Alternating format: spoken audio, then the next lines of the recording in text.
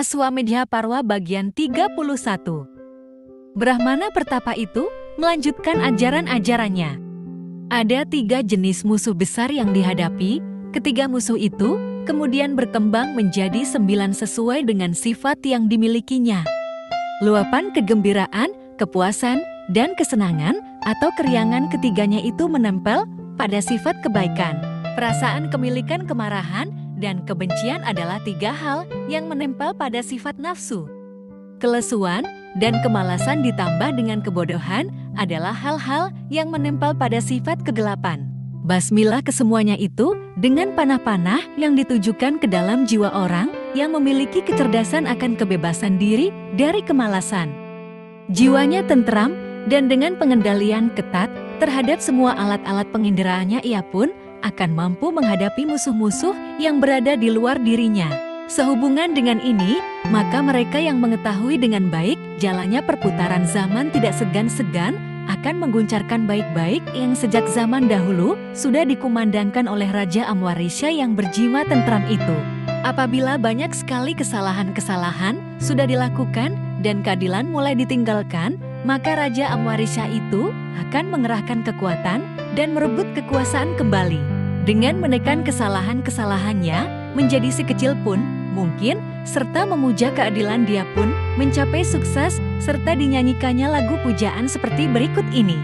Tak terbilang sudah kesalahan-kesalahanku, semua kutaklukkan satu persatu. Musuh-musuh sudah kutumpas, masih satu musuh terbesar.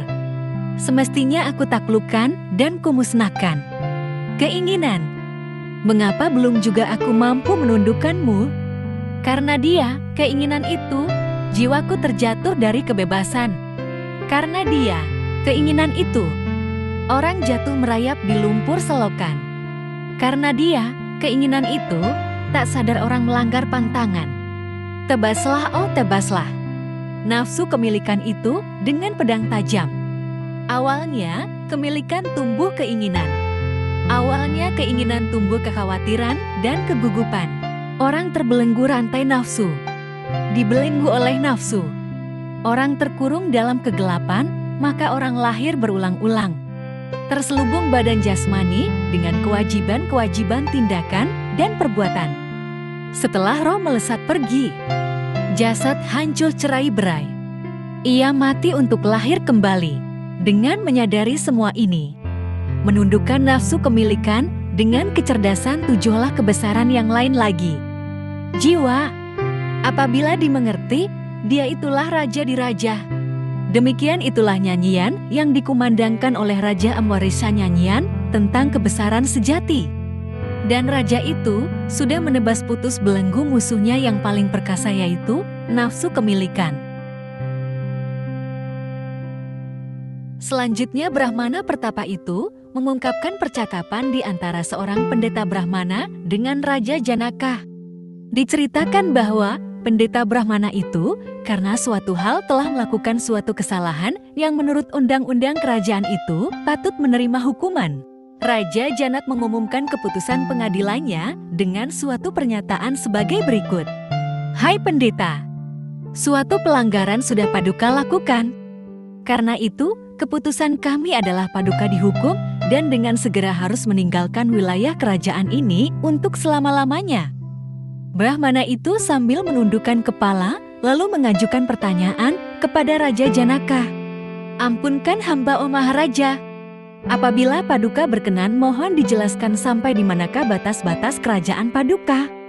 Agar tidak ragu-ragu lagi hamba tinggal di dalam wilayah kerajaan, dan sesungguhnya lah hamba patut menaati hukum-hukum yang sesuai dengan ajaran-ajaran kitab suci. Mendapat pertanyaan seperti itu, berkali-kali Raja Janaka menarik nafas panjang. Baginda diam 1000 bahasa. Ternyata Baginda telah terserap dalam renungan yang dalam. Seri wajahnya nampak berubah-ubah sejenak muram. Muram bagaikan rahu menyelubungi surya. Kemudian secercah sinar pengertian menyelinap hingga Baginda nampak tentram kembali, dan dengan sinar wajah yang gemilang Baginda mengucapkan kata-kata sebagai berikut. Oh Brahmana, saya mewarisi kerajaan ini dengan wilayah berpenduduk yang luas sekali. Terus terang saya sendiri tidak berhasil mengetahui wilayah kekuasaan yang sebenarnya meskipun saya sudah melakukan penjelajahan di seluruh permukaan bumi ini. Dalam kebingungan saya telah mencari kekuasaanku itu di dalam diri Mithila, permaisuri Gunanjelita. Saya tidak menemukan batas-batas kekuasaanku di dalam dirinya itu, demikian juga di dalam diri anak-anakku semua. Tetapi sekarang secercah awan pengertian tiba-tiba menyelinap ke dalam pikiranku, dan setelah awan itu dibersihkan rupa-rupanya kecerdasanku sudah pulih kembali. Sadarlah sekarang engkau bahwa saya tidak mempunyai wilayah kekuasaan itu, atau sebaliknya dapat juga kukatakan bahwa semuanya adalah wilayah kekuasaanku. Namun yang benar adalah bahwa tubuhku ini sekalipun adalah bukan menjadi kekuasaanku. Atau barangkali kebalikan daripada itu, seluruh dunia ini adalah kekuasaanku. Bersamaan dengan pengakuan terhadap kepemilikan itu, oh Brahmana, saya pun berpikir bahwa seberapa yang pantas menjadi milikku sedemikian itu juga patut menjadi milik orang lain.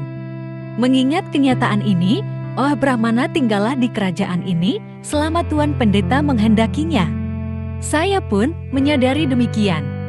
Janaka melanjutkan penjelasannya bahwa semua keadaan, semua kejadian yang berada di sini hanyalah bersifat sementara. Tidak ada satupun benda-benda yang dapat kukatakan sebagai kepunyaanku. Saya selalu teringat ayat-ayat dalam kitab Suci Weda yang bertalian dengan kemilikan itu. Berdasarkan ayat-ayat itu, maka saya sekarang sudah menghapuskan segala pikiran tentang kemilikan. Dengarkanlah sekarang, mengapa saya pun merasa mempunyai wilayah dimanapun di dunia ini. Saya tidak ingin kalau bau yang kucium dengan hidung ini hanya dapat tercium oleh saya sendiri.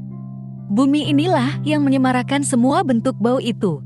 Jadi bumi ini sejak semula sudah menghamba kepada diriku, bukan aku untuk bumi. Saya tidak menghendaki rasa yang dirasakan oleh lidah ini hanya untuk diriku seorang. Karena itu, air sudah menyerahkan rasa itu kepada diriku, selamanya harus tunduk kepada diriku. Saya tidak menghendaki warna yang kulihat ini untuk dinikmati sendiri. Cahaya yang telah menyerahkan warna-warna itu kepada diriku, selamanya aku tunduk kepada diriku. Saya tidak menghendaki rasa-rasa yang dapat kuraba dengan kulit ini untuk kunikmati sendiri. Karena rasa kulit itu adalah milik udara, dan ia sejak semula sudah menyerahkan rasa-rasa itu kepada diriku, karena itu selamanya udara itu akan mengabdi kepada diriku. Saya tidak ingin menikmati sendiri suara-suara yang didengar oleh telingaku ini. Zat eter yang sudah menyerahkan suara itu kepada diriku tentu untuk selamanya akan mengabdi kepada diriku. Sungguh saya tidak ingin menikmati sendiri buah-buah pikiran yang berada di dalam pikiranku ini. Oleh karena pikiran itu sudah menyerahkan buah-buah pikiran itu kepada diriku, maka untuk selamanya ia akan mengabdi kepadaku. Semua kegiatan yang kulakukan ini saya tunjukkan bagi para dewa pitri, para buta, dan tamu, serta teman-teman yang datang, bukan sama sekali untuk kepentinganku sendiri. Mendengar penjelasan Raja Janaka sedemikian itu, Brahmana itu tersenyum dan berkata, "Wahai Raja nan bijaksana, ketahuilah bahwa sebenarnya aku ini adalah Dharma yang hari ini turun untuk menguji keyakinan Paduka Raja. Sebenarnya keyakinan yang seperti Paduka miliki inilah yang telah menyebabkan roda kebenaran serta keadilan dan kebaikan terus berputar. Roda itu berputar dengan Brahman sebagai porosnya, pengertian sebagai jari-jarinya. Ia terus berputar maju, tidak akan pernah berputar sebaliknya." Brahmana melanjutkan ajaran-ajaran kepada istrinya. "Oh adindaku, di dunia ini, aku melakukan kegiatan yang mungkin Adinda tidak memahaminya. Adinda sudah keliru menafsirkan kegiatanku ini. Aku ini adalah seorang Brahmana yang memahami wada-wada. Dengan pengetahuanku, aku sudah melepaskan diri dari segala bentuk pengikatan.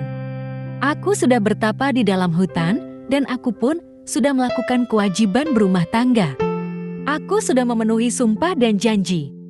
Aku bukan seperti Adinda, lihai dalam melakukan kegiatan baik atau buruk. Pada tingkat kesadaran yang kumiliki sekarang ini, maka segala-galanya yang ada di alam semesta ini sudah menyusup ke dalam diriku. Semua jenis makhluk, semua benda yang bergerak dan tidak bergerak sudah mengetahui bahwa aku yang membasmi semuanya bagaikan api berkobar memusnahkan segala jenis kayu. Tanda kebesaranku baik di dunia ini maupun di dunia yang lain itu adalah kedalaman pengetahuanku itu, yaitu kesadaran mendalam bahwa aku adalah satu dengan alam semesta. Kesadaran itu menjadi satu-satunya kekayaanku. Hanya jalan pengetahuan inilah satu-satunya jalan yang harus ditempuh oleh para Brahmana. Dengan kedalaman pengertian itu, maka ia dapat memilih atau menentukan jalan hidup di dunia ini. Apakah ia memilih hidup berumah tangga menjadi pertapa tinggal belajar di tempat guru, ataukah hidup di antara para pendeta pengembara? Di tengah-tengah di antara serakan segala macam perlambang dan simbol yang serba teratur, ia hanya memuja satu saja, ilmu pengetahuan. Apapun juga kedudukan serta karir yang ditempuh di dunia ini, ia akan tetap sadar dan mengerti dengan ketentraman sebagai inti dan hakikat, ia pun akan mencapai yang satu kesempurnaan yang mencakup sebagaimana ribuan aliran sungai yang akhirnya akan bertemu dan bersatu di dalam samudera raya. Jalan yang kukatakan ini hanya dapat ditempuh dengan pengertian dan kesadaran dan bukan dengan jasmani atau perwujudan materi. Tindakan dan perbuatan itu mempunyai titik awal dan titik akhir. Sedangkan perwujudan jasmani itu diikat oleh perbuatan-perbuatan itu. Semua hasil dari perbuatan itu tidak kekal adanya. Karena itu, oh adindaku, jangan ragu-ragu lagi terhadap duniamu yang akan datang. Meskipun adinda tidak cukup mengerti tentang dunia itu, namun dengan hati yang tetap ditujukan kepada kenyataan sejati, adinda akan tetap bersatu dengan jiwaku ini. Oh Kakanda, sebagaimana kebodohan masih menyelubungi jiwa hamba. Apa yang akan Anda jelaskan kepada adinda tadi itu tentulah tidak dapat dipahami oleh orang yang kurang kecerdasannya atau orang yang jiwanya belum bersih. Pengertian hamba dangkal hingga hamba menjadi bingung.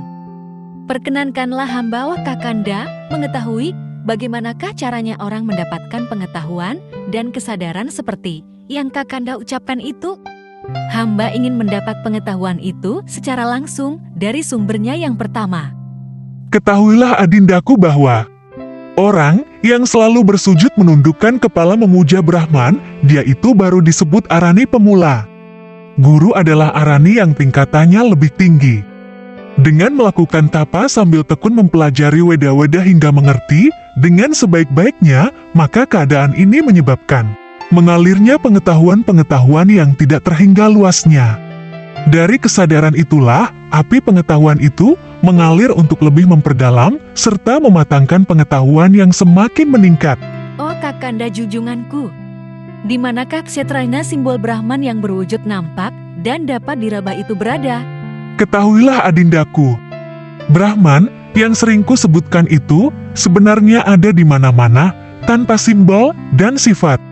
Tidak ada sifat dan simbol yang cukup sempurna untuk menggambarkan diri serta keadaannya. Akan tetapi walaupun demikian, Kakanda ingin mencoba memberikan jalan dengan jalan mana dia bisa dimengerti atau mungkin juga tidak bisa sama sekali.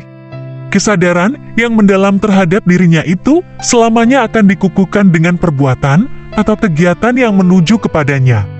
Kesadaran yang mendalam itu dapat kita lukiskan dengan merenungkan hubungan antara kumbang dan bunga.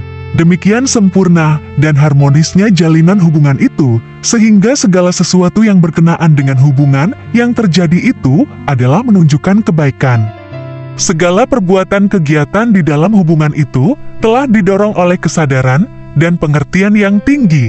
Orang-orang yang pengertiannya belum bersinar bersih akan menganggap kebulatan hubungan itu penuh dengan sifat-sifat pengetahuan yang berbeda-beda dan bahkan dicampur aduk dengan segala macam sifat berdasarkan pengertian yang masih gelap. Jalinan hubungan yang harmonis itu harus dilihat dan dimengerti secara keseluruhan, tidak sebagian-bagian dengan berbagai macam sifat yang tidak sempurna. Pada jalan menuju kebebasan itu, sebenarnya tidak sama sekali ditetapkan peraturan-peraturan yang mengikat. Di jalan itu tidak ditetapkan bahwa ini atau itu baik atau tidak baik untuk dilakukan. Apa yang sebenarnya dilakukan adalah memperhatikan dengan seluruh alat-alat penginderaan, serta dengan renungan-renungan, dan memperhatikan bimbingan guru sejati.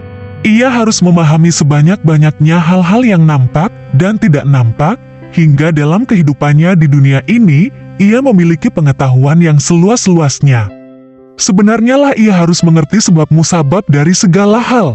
Jadi tidak sekedar terikat oleh segala macam peraturan yang menggariskan ini, boleh itu tidak boleh. Pengertian yang langsung dan mendalam akan mengatasi segala bentuk peraturan. Pengetahuan dan pengertian itu hanya dapat dimiliki dengan latihan-latihan melakukan renungan dan pengendalian diri. Pengertian yang benar itu berdiri di atas segala-galanya. Renungan-renungan itu mula-mula dilakukan terhadap wujud-wujud nyata, kemudian ditingkatkan kepada wujud abstrak hingga semuanya dapat dipahami dengan sedalam-dalamnya. Sampai di sini Krishna makhluk suci yang berpengetahuan cemerlang itu lalu mengakhiri wejangan sucinya yang ditujukan kepada Arjuna dengan mengucapkan kata-kata penutup sebagai berikut. Setelah mendapat penjelasan itu, pikiran istri Brahmana itu lalu melebur bersama-sama dengan leburnya Kshetraja, manunggal dengan roh alam semesta dan bersatu dengan Brahman berkat pengetahuan Kshetraja. Arjuna nampaknya masih sangat ingin mendengarkan cerita yang sangat menarik baginya itu, karena itu cepat-cepat ia pun bertanya, "Di manakah sebenarnya istri Brahmana itu, Krishna? Dan di manakah Brahmana mulia itu berada? Ceritakanlah tentang alam yang mereka capai, oh Paduka yang bijaksana." Krishna lalu menjawab, "Ketahuilah wahai Arjuna, jiwaku inilah sebenarnya Brahmana itu, sedangkan istrinya adalah pengertianku sendiri pula. Sedangkan dia yang disebut-sebut sebagai Kshetranya adalah diriku sendiri. Yakinlah tentang hal itu, oh Dhananjaya." Demikianlah cerita Aswamedha Parwa bagian ke-31 sampai dengan bagian ke-34 yang mengisahkan tentang wejangan Krishna kepada para Pandawa. Jangan lupa follow dan subscribe untuk kisah-kisah selanjutnya. Terima kasih.